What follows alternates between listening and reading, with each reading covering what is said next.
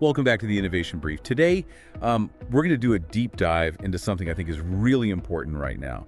How can leaders across different sectors make real and lasting change, not just in their own organizations, but in the communities they serve? Yeah, that's a huge question, and we're seeing a real shift these days, moving away from the old ways of doing things. I think there's a growing understanding that the best solutions come from collaboration, from bringing in the perspectives of everyday citizens. That's really where the power of civic innovation comes in. Civic innovation. Oh, Okay. So, what does that actually look like in practice? Why should our listeners care about this? well, at its core, civic innovation is about tearing down the walls between different groups, government, businesses, nonprofits, and the people they're supposed to be serving. It's recognizing that everyone has a stake in a thriving community. Yeah. It's about tapping into the collective intelligence and diverse perspectives of, well, everyone. So we're not just talking about suggestion boxes and town hall meetings here, right? This sounds like a pretty fundamental shift in how we think about solving problems. Yeah, exactly. For a long time, solutions were developed, top down. But that approach often misses the mark when it comes to addressing the root causes of really complex issues. It can also miss out on the incredible ingenuity and local knowledge that people in the community bring to the table. Right. That makes a lot of sense. I mean, if you're trying to tackle something like, say, a lack of affordable housing in a city, just building more apartments might not be the answer if you haven't considered things like transportation access or job opportunities or even the social fabric of the neighborhood. Exactly. Civic innovation forces us to take a more holistic approach, bringing together people with different backgrounds and expertise to find solutions that are not just effective, but also sustainable and inclusive. Let's talk about those benefits for a second, because I think that's really what resonates with our listeners. What are the tangible advantages of a civic innovation approach compared to the traditional ways of doing things? Well, one of the most significant benefits is that it's simply more effective. Because you're involving the community from the get-go, you're more likely to develop solutions that truly address the needs of the people they're intended to help. Makes sense. It's like tapping into this wealth of local knowledge and lived experience that wouldn't necessarily be accessible to, a team of consultants or experts coming in from outside. Exactly. And when solutions are really tailored to the specific context of a community, they're also much more likely to be efficient. You're not wasting precious resources on strategies that might work in theory but just don't resonate in reality. I imagine that when people feel like they're genuinely part of the solution, there's also a greater sense of ownership, a buy-in that leads to more sustainable change over time. Absolutely. And because you're bringing diverse perspectives to the table right from the start, the solutions themselves are inherently more inclusive, reflecting the needs and aspirations of the whole community, not just a select few. So we've got effectiveness, efficiency, inclusivity, and sustainability. It sounds like civic innovation really checks all the boxes for leaders who are serious about making a positive impact. But it can't be all sunshine and roses, right? There have to be challenges too. Of course, civic innovation isn't a magic bullet, and it definitely comes with its own set of hurdles. One of the biggest is securing funding and resources. These projects often require both public and private investment, which can be tough to attract, especially for initiatives that are breaking new ground. Yeah, because investors often want to see a proven track record before they commit, serious resources. So how do you get those early wins and build momentum when you're dealing with something as complex as this? That's where strategic partnerships come in. We're seeing a lot of success with partnerships that leverage the strengths of both the public and private sectors. Governments can provide access to data and infrastructure, while businesses can bring financial resources, technical expertise, and maybe even that entrepreneurial mindset that's often needed. So it's about building bridges and finding common ground between organizations that don't typically work together. Right, exactly. And then there's the challenge of getting everyone on the same page, stakeholder engagement. Bringing together groups with different priorities and communication styles, it can be a real juggling act. I bet. So how do you ensure that everyone feels heard and respected? That those with less power or influence aren't drowned out by those with more? It takes a genuine commitment to building trust and fostering open communication. You have to create safe spaces where people feel comfortable sharing their ideas and concerns, even if they're different from the mainstream. And it's not just about getting everyone in the same room, right? It's about making sure the decision-making process itself is inclusive and equitable. Absolutely. It's about moving beyond just token representation and creating mechanisms that actually empower those voices that are often marginalized. So we've talked about funding and collaboration, but I'm also curious about the evaluation piece. How do you actually measure the success of civic innovation initiatives, especially when you're dealing with complex social outcomes that aren't always immediately apparent? That's a great question, and honestly, it's one that's still being figured out in the field. Traditional metrics don't always capture the full impact of these kinds of initiatives. Yeah, because it's not always about those easily quantifiable outcomes. Sometimes the most meaningful changes are more qualitative, like increased social cohesion or greater sense of belonging, or even just a shift in community narratives, things that are harder to measure. Exactly. And that's why it's crucial to develop evaluation frameworks that go beyond just the numbers. We need to incorporate qualitative data, storytelling, and community feedback. So it's about finding ways to capture the human impact, the lived experiences of the people these initiatives are ultimately designed to help. Exactly. It often requires a much more nuanced and holistic approach to evaluation than we might see in other sectors. This is all incredibly insightful. I think our listeners are already starting to grasp the potential of civic innovation to drive real change in their communities and even within their own organizations. But before we wrap up this part of our deep dive, I want to touch on one more challenge that often comes up, the issue of scale. Let's say you have a successful pilot project in one community. How do you replicate that success in other contexts without falling into that trap of a one-size-fits-all approach? Yeah, that's the million-dollar question, and it's where things can get really tricky. What works in one community might not translate directly to another, even if they seem similar on the surface. Right, because each community has its own unique set of assets and challenges and its own cultural dynamics. So how do you balance replicating successful models with adapting them to fit those local needs? That's where open source platforms and knowledge sharing become so important. We need to create systems where communities can learn from each other's successes and failures, adapt solutions to their own contexts, and avoid, reinventing the wheel every time. That's a fantastic idea. Yeah. It really creates a sense of shared ownership and allows communities to lead the way in driving positive change. Exactly. It's about moving away from top-down solutions and encouraging a more collaborative and decentralized approach to innovation. This has already been such a rich conversation, and I feel like we've just scratched the surface. But for now, let's dig into some concrete examples of how civic innovation is being put into practice around the world and what our listeners can do to embrace this approach in their own work. Okay, so we've spent some time talking about what civic innovation is, why it's important, but now I really want to see it in action. Can you share some real-world examples of how this is, making a difference? Absolutely. What I find so fascinating about civic innovation is just how diverse the applications are. We're seeing it play out in urban planning, healthcare, education, you name it. And the solutions themselves are often incredibly creative and inspiring. I'm all ears. Give us some examples that'll really resonate with our listeners. Okay, well, let's start with something from the world of transportation. In Copenhagen, they've done an amazing job transforming the city into a cyclist paradise through this initiative called Copenhagenize.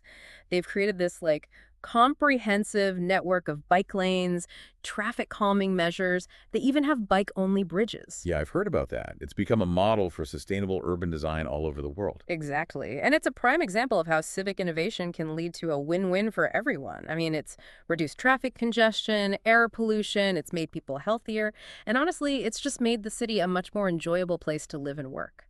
It's amazing how something as, seemingly simple as prioritizing bike infrastructure can have this ripple effect across so many different aspects of the city. And it goes beyond just the infrastructure. It's about changing the culture, the mindset around transportation. Like in Copenhagen, cycling has become so ingrained in the city's identity that it's just, the norm. Okay, Copenhagen, a shining example of civic innovation in urban design. What else? Okay, let's shift gears a bit and look at an example from the realm of, well, participatory democracy. In Porto Alegre, Brazil, they've implemented this really innovative approach called participatory budgeting. Basically, it gives residents a direct say in how a portion of the city's budget is spent. Oh yeah, I've heard of this. It's like a form of grassroots democracy, right? Exactly. Citizens can actually propose projects, debate their merits, and then vote on which ones to fund. It's led to a much more equitable distribution of resources and a real sense of community ownership over the city's development. It's a powerful example of how civic innovation can empower people to have a real voice in shaping their communities. And it's not just about the outcomes, it's about the process itself. Participatory budgeting creates this space for dialogue, for deliberation, for collective decision making, which ultimately strengthens the, social fabric of the community. It's like building a muscle for democracy at the local level. Okay, I'm loving these examples, but now I want to hear about something that leverages technology in a really innovative way. All right, well, how about this? In Kenya, there's this amazing platform called Ushahidi, which means testimony in Swahili. It was originally created as a way to crowdsource information about violence and unrest during the 2007 Kenyan elections. So it's about harnessing the power of, citizen reporting to provide real-time insights into what's happening on the ground. Right. People could send in text messages, emails, even social media posts to report incidents, and all of that information was then mapped and visualized on this platform. It provided this incredibly valuable situational awareness and helped humanitarian organizations respond much more effectively. Wow, that's really incredible. It shows how technology can be used to amplify the voices of those who are often marginalized or silenced, and how that information can then be used to, make a real difference. And what's even more impressive is that Ushahidi has since evolved into this global platform that's been used in all sorts of contexts, from disaster response to election monitoring to human rights advocacy. It's the perfect example of how a civic innovation that came out of a very specific context can be adapted and scaled to address all kinds of global challenges. Yeah, exactly. And that's what's so exciting about this field. It's constantly evolving, with new ideas and approaches emerging all the time. These examples are so inspiring. It's clear that civic innovation is already having a tangible impact in communities all around the world. But I'm wondering, what are some of the key ingredients that contribute to their success? What can our listeners learn from these real-world examples? One of the most consistent themes I see is the importance of strong leadership, and not just from, elected officials or CEOs, but from within the community itself. You need passionate individuals who are willing to step up, champion new ideas, and bring people together. It's about having that entrepreneurial spirit, that willingness to, take risks and challenge the status quo, even when it's hard. Exactly. And it's not just about having a great idea, it's about being able to build a movement to inspire others to buy into that vision and, work together to make it happen. So it's about having both the vision and the ability to execute, to turn that initial spark of inspiration into a sustainable initiative that actually gets results. Right. And that often requires a certain level of strategic thinking and planning. You have to figure out how to mobilize resources, build partnerships, and navigate the inevitable challenges that come with doing something new. It seems like a lot of the same principles that apply to, building a successful business also apply to successful civic innovation. It's about identifying a need, developing a solution, assembling a team, and executing on your plan. Absolutely. And one element that I think often gets overlooked is the importance of communication. You have to be able to clearly articulate your vision, build consensus, and, get people excited about what you're trying to achieve. And I imagine storytelling plays a big role in that, right? Yeah. It's about connecting with people on an emotional level, making them feel invested in the outcome. Definitely. People are much more likely to support something if they understand why it matters, if they can see how it will impact their lives or the lives of people they care about. So it's about painting a picture of the future you're trying to create and making it feel real and relatable. Exactly. And that's why it's so important to involve the community every step of the way, from identifying the problem to designing the solution to measuring the impact.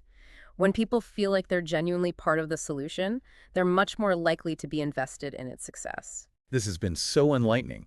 It seems like there's no single blueprint for a successful civic innovation, but there are definitely some common threads that run through all of these, these inspiring examples. Absolutely.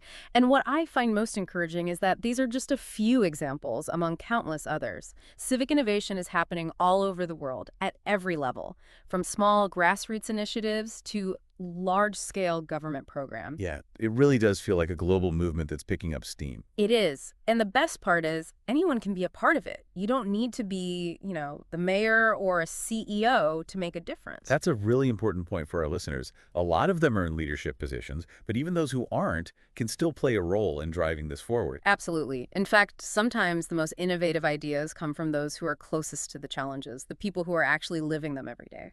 So for our listeners who are feeling inspired, who want to get involved, where do they start? Where do they even begin? Honestly, just start somewhere. Don't get overwhelmed by the scale of the problem. You don't have to solve everything at It's once. about breaking those big, overwhelming challenges down into smaller, more manageable pieces. Exactly. So start by thinking about a specific issue in your community that you really care about. It could be something as local as, improving safety in your neighborhood park, or as broad as tackling climate change at the city level. Okay, you've identified the issue. What's next? Start connecting with other people who share your passion. Talk to your neighbors, reach out to local organizations, go to community meetings. You'll be surprised how many people are already working on similar things and how eager they are to collaborate. It's about tapping into that collective wisdom and energy, building a network of people who want to make a difference. Right. And don't be afraid to think outside the box. Some of the most impactful civic innovations have come from these unexpected partnerships between people from different sectors, different backgrounds. So breaking down those silos and embracing that cross-sector collaboration. Exactly. Remember, no one person or organization has all the answers. Civic innovation thrives on diversity, on having all those different voices and perspectives. Such an important reminder. It's about making sure everyone has a seat at the table, valuing what each person brings to the conversation, and creating a space where everyone feels like they can contribute. Right. And don't underestimate the power of your own voice, your own actions. Every little bit helps. Every contribution, no matter how small, can make a difference. That's a really powerful message. It's about taking ownership, realizing that we can all be part of shaping the future of our communities. Absolutely. And for those listeners who are maybe looking for some more concrete tools and resources to support their civic innovation journey, I really recommend checking out IdeaScale. Oh yeah, tell us a little bit more about IdeaScale and how it fits into all of this. Well, IdeaScale is an innovation management platform that helps organizations, big and small, harness the power of, collective intelligence. They've got the tools and resources to help you facilitate collaboration, gather ideas, and turn those ideas into something real, into actionable solutions. To a platform that can really help organizations put these principles of civic innovation into practice. Exactly. And they have a ton of great resources on their website, things like case studies, blog posts. They even offer free trials of their platform. It's a great place to start for anyone looking to, dive into this world of civic innovation. Fantastic. We'll definitely include a link to IdeaScale in the show notes so our listeners can check it out. Great. And I'd also encourage everyone listening to look around their own communities, see what organizations and initiatives are already doing great work in the areas they're passionate about. Chances are you'll find people who would love your support and involvement. Because civic innovation is happening everywhere, right? It's all around us, waiting to be discovered and nurtured. Yeah, exactly. And that's what makes this such an exciting time to be involved in this space. There's so much potential for positive change. And it's really only limited by our imagination and our willingness to, work together. Couldn't agree more. This has been such an inspiring and informative conversation. I'm feeling really energized by the potential of civic innovation to transform our communities for the better. Me too. It's been a pleasure exploring this with you. And to all our listeners out there, we hope you're feeling inspired too. Remember, IdeaScale can help turn your work team into innovators. So if you're ready to unlock the potential of your community, book a demo for a free trial at ideascale.com. And be sure to subscribe to the Innovation Brief for more insights and discussions on the latest trends in innovation. New episodes come out every Tuesday and Friday. We always love hearing from you, so share your thoughts and questions in the comments below. Until next time, stay curious, stay engaged, and let's keep innovating together.